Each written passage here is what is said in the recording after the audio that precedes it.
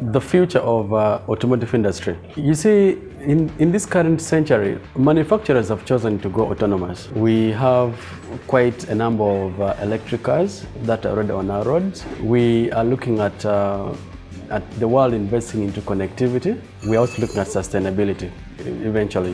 What do I mean by electric cars? We have so many hybrids now, but as time goes on, we are looking at a point in time where electric cars, full electric cars, will even be more on our roads.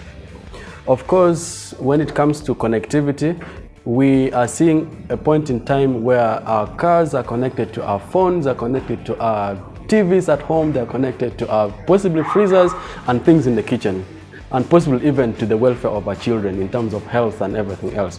Just almost the way currently we are now connected to our phones.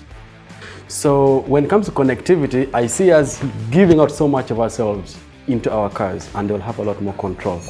But also, again, when it comes to sustainability, we are looking at a future where we are having almost zero emissions from internal combustion engines. So the world will go fully electric. At least it's something that the manufacturers are happily pushing out for. And they've invested most of their money there and thrown away already the internal combustion engines.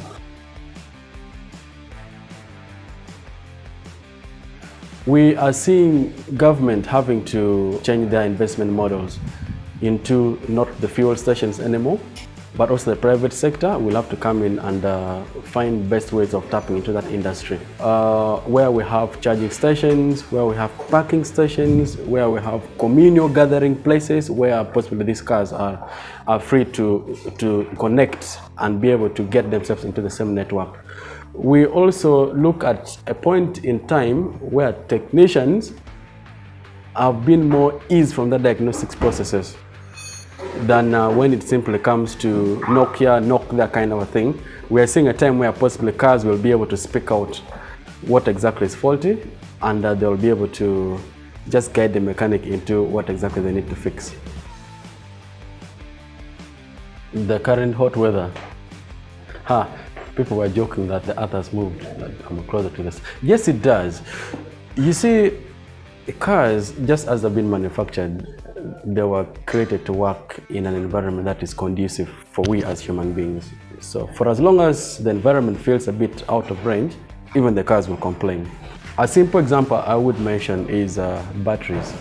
Batteries have majorly chemicals inside the cells.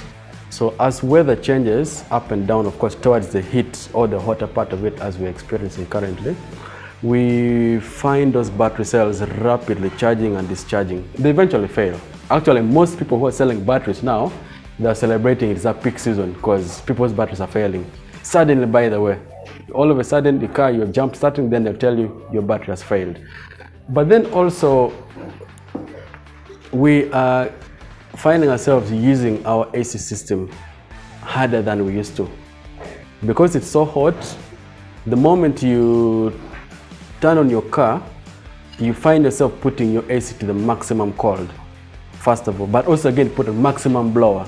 Now, your AC blower, definitely because it's working itself harder, possibly it has served for the last 15, 20 years, most of our cars are of course second-hand, you actually aggravate its wear and tear. So AC systems currently are being overworked, I would say, if not extremely. So we of course experiencing a number of people complaining of AC issues not fine and compressors blowing off, blowers not working and sort of a thing. The other bit also has an effect of the hot weather is fuel consumption. You see, cars do breathe in this air that we feel it's hot. Now, there is an amount of moisture content that is allowable within the engine. When the air is hot or when the place is hot, air is normally dry. It means that the car will literally find itself choking or suffocating on excess of fuel. Now, for you, meanwhile, you will sit and say, my AC is working well, possibly the AC that is adding up to your fuel consumption. But no, it's not the AC. Even the air that actually the car is taking in, it's so dry. And so the car has to compensate for it to run normally.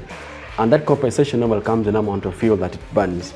Now, fuel, if you remember, or petrol as we have it in our country, we know that it is quite volatile. It's something that easily evaporates. Now, with the hot weather, we are very sure that in your tank, that fuel is not staying as fluid or as liquid, most of it. A percentage of it is evaporating. That means that, of course, the amount of distance or mileage that you would have covered on your 50 or 100,000 is going to be less. Why? Because part of that fuel is also evaporating.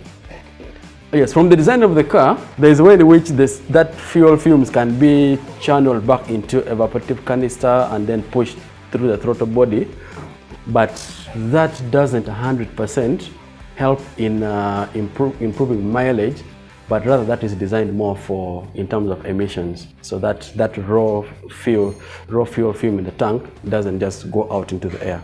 It's more of an environmental concern than rather a mileage concern.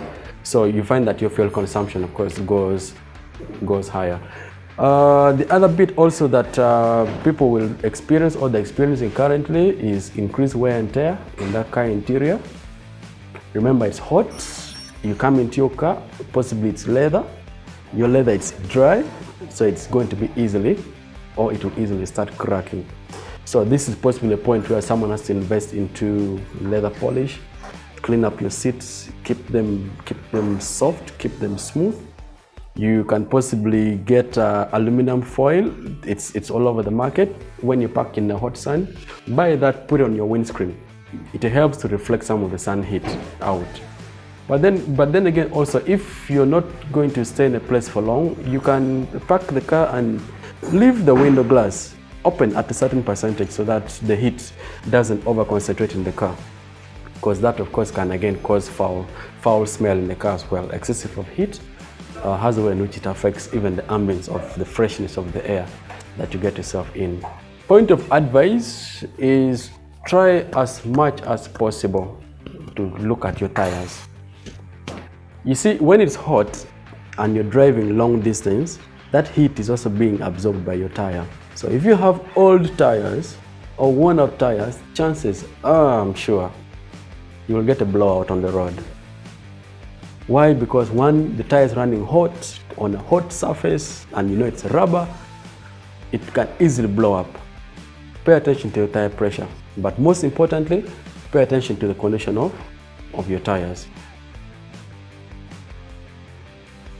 With the hot weather, of course, we find ourselves using our AC systems a little over and above the average that we have been doing, possibly maximum blower speed and lowest temperature possible. This kind of exerts an excessive amount of demand into the entire system. Common failures that we expected to see, or we expect to see already, we mechanics were experiencing, is AC compressors are failing because we're excessively keeping them to keep pumping and keep supplying that pressure. We are also having common issues to do with AC blowers that are failing because the motors are running ever so often and they're running so high, and most of them are carbon brush driven motors. So these motors eventually do wear out and they fail. Another bit also is leakage. Now, many times people will keep the AC into mid-range values, but with excessive use of increase of speed and of course reducing the temperature, this pressure will have to be either contained within the AC system, or in the event that you have a failure within the system, that air will leak out or your refrigerant will leak out. Remember, normally heat comes along with dust. Now, you're driving through, so you're getting yourself into your AC compressor, into AC condenser, receiving quite an amount of dust on it as well.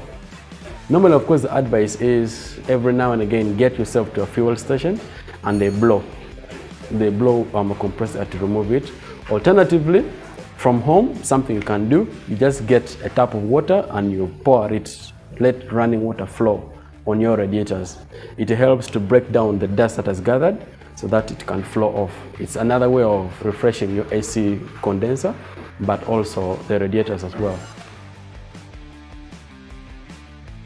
Practices that we would expect from every car owner or every car user to maintain your AC system.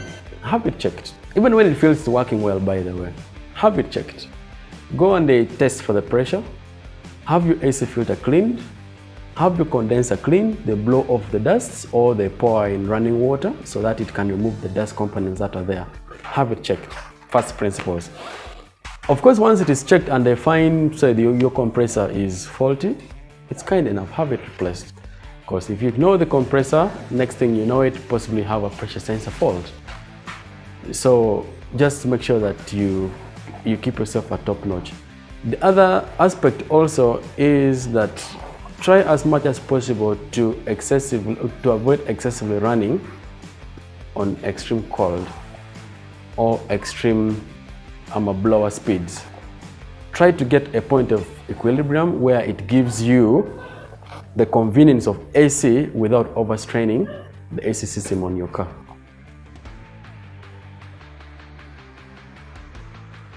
To be able to get the best fuel consumption out of your car, I think one of the commonest mistakes we make is feeling like you're in a rush. The issue of you step on your pedal, your accelerator, as if you want to fly the car. And it's a short distance away and you've stopped in traffic. It doesn't make sense.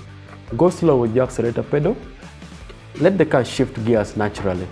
The other bit also is try as much as possible to at least have your fuel level above a half at all times. You see, in the design of the car, algorithms run that knows that you're at a quarter, you're at 3/4, you're at empty, and all these values. It explains why, actually, if you add in fuel for 100,000, you seem to get more mileage than if you added for 50-50, for 50,000 twice within the same addition. Your gauge seems to run faster. So try as much as possible to budget your fuel consumption, budget your fuel expense in a way that it will at least allow you to be able to get more mileage for the amount of money that you've spent than spending it on the go. Be kind to your AC system. Use it at equilibrium level. The more cold you need out of it, the more pressure is normally supposed to be delivered by your AC compressor.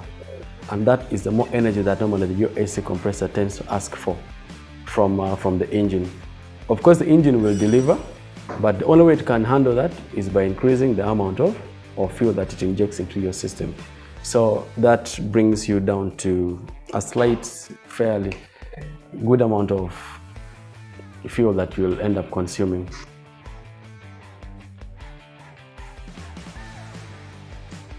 One of the commonest misconceptions, I would say, things of I can do it by myself from home. DIY, yes. DIY in itself, it's a very good misconception that for those who have, of course, lived and stayed out, possibly abroad, it's a price factor. But for us here, the price of mechanics here is quite low. So DIY in itself is a huge misconception because you will think you can be able to service your car from home, and midway through you realize that you've drained out the oil and you don't know how much liters of oil you're supposed to put back. So you get stuck with your car repair, and of course when you bring it to us as mechanics, we shall enjoy from you and we'll maximize on that. But also the other one is, I know someone who can do it cheaper. Yeah, this cuts across, be in the world of cars, in construction, in the world of IT and everywhere else. I know someone who can do it cheaper. Big misconception. Bring it. Let the mechanic charge you a little bit of a premium or a little below that. You have your peace of mind. It's cheaper in the long run because you remember this, you've spent your 120 million, you've spent your about $40,000 having a very expensive car. You won't take it to that cheap guy under the mango tree. In a space of 6 months, I kid you not, you will be hating your car and you will hate that brand. Yet if you just paid a little extra and you protected your initial investment, you will keep your car for way longer, 5 years, 10 years, and you will still be happy on the road.